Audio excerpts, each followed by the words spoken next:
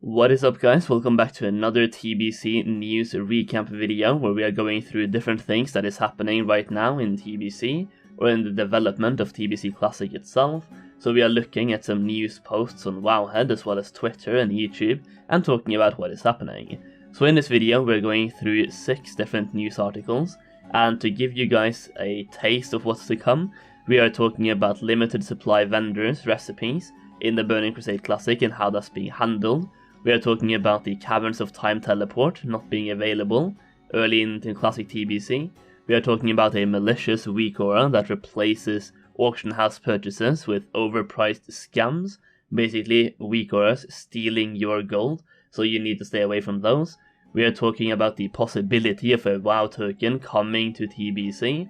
Just hold on, don't dislike just yet, we're going to talk about it. There's a 180-day ban wave that targets Iamorph users and basically third-party programs. And we have bots being absolutely decimated. So let's just go through the news articles first, and then we're going to talk about the WoW token, the bots, and everything else.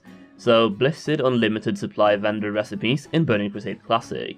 Blizzard has commented on limited supply vendor recipes, noting that these recipes are now unlimited and also bind on pickup in Burning Crusade Classic.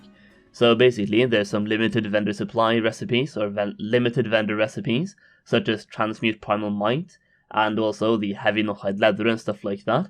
They are now unlimited, so you can buy as many of them as you want, and they are bind on pickup. So I know that in some of my previous videos and other people as well have said that you should rush to get the Heavy Knotted Leather recipes and also the Transmute Primal Might, because they used to be limited supply, and they also used to be tradable, so people could just go to the vendor, sit there, camp the vendor, and then sell these recipes for a very overpriced price.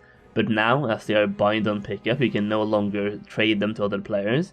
They are also unlimited, so there's no reason to rush. You can just pick them up whenever you are there, so that's a really good change in my opinion. Number 2, Caverns of Time teleport. This teleport, there's basically a teleport from Shattrath that takes you to Caverns of Time, and that guy will not be available in the early part of Burning Crusade Classic.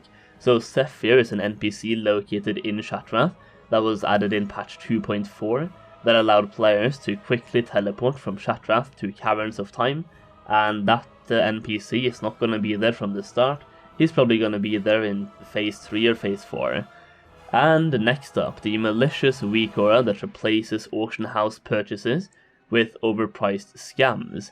So this one is actually kind of interesting. People can basically... There's a Malicious Weakaura going out there that has been found causing players to purchase seemingly normal priced auction house items for exorbitant amounts, despite auction house listings and purchase confirmations showing the expected 66 gold price. Someone has lost over 11,000 gold to the hidden code, which intercepted the purchase and replaced it with an entirely different one.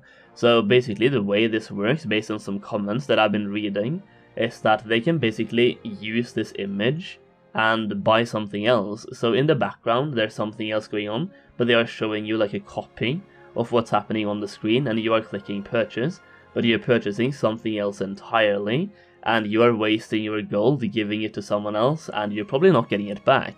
So the TLDR here is that you should either write your own Weakauras or only download ones that you can really trust, but really just make your own or don't use them, at least for the auction house, because you can lose so much gold. It is not worth it. So try to stay away from them unless they are confirmed Weakauras from confirmed sources, or just write your own ones, or stick to the regular add-ons. So next up, WoW tokens. So Mr. GM posted a tweet on his Twitter very recently about WoW tokens, and I had to confirm this, so I logged on to my own Battle.net store, and yeah, there's WoW tokens in the EU and NA store for TBC Classic, or like the classic version of the store. Now, when you're trying to purchase them, it does give you an error. So it's either they put it in by mistake, or it's not supposed to be there, or something like that.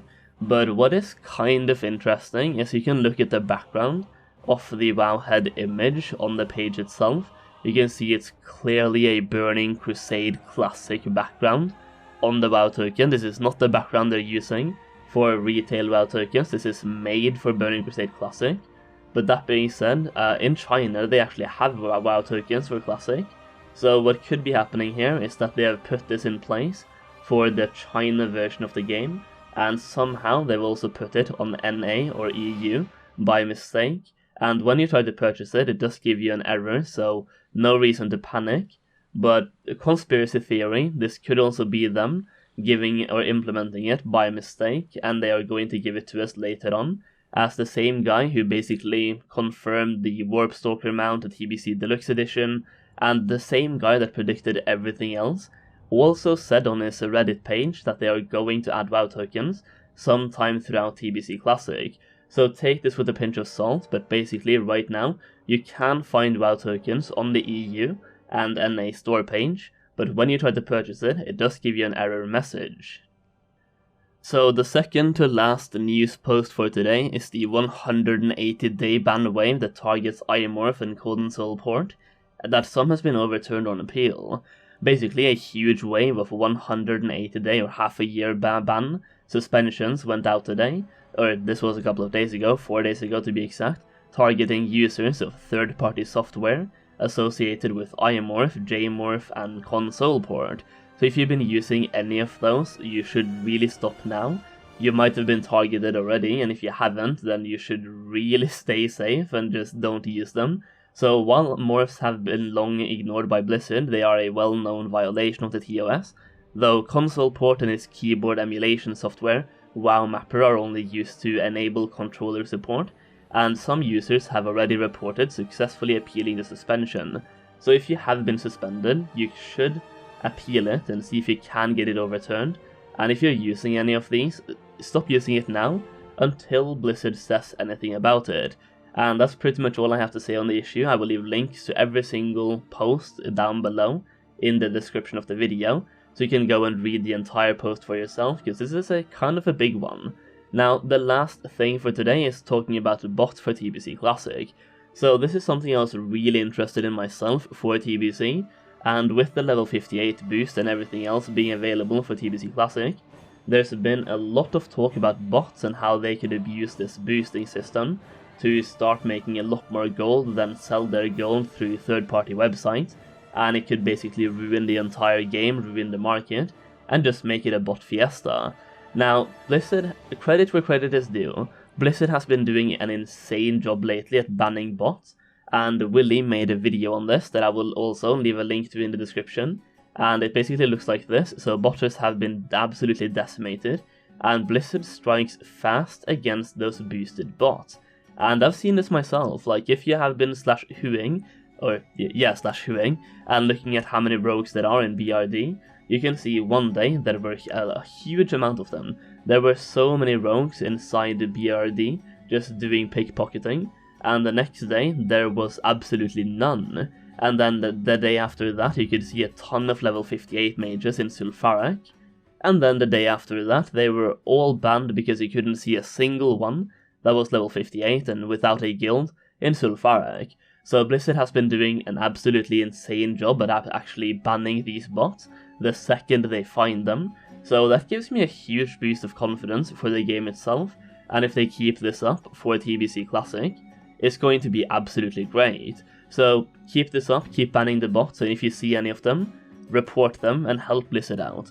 And that is pretty much it for the news recap. I just wanted to talk about the limited supply vendors, the Caverns of Time stuff, the Weakauras, the WoW token, the bots, and the ban waves. So hopefully this keeps you up to date on everything happening in Burning Crusade Classic. I have a couple of more videos coming out before release. I'm really hyped about the release itself, I hope you are as well. If you enjoyed the video, leave a like down below, leave a comment as well, and subscribe for more TBC content. Thank you so much for watching, and I'll see you again very soon.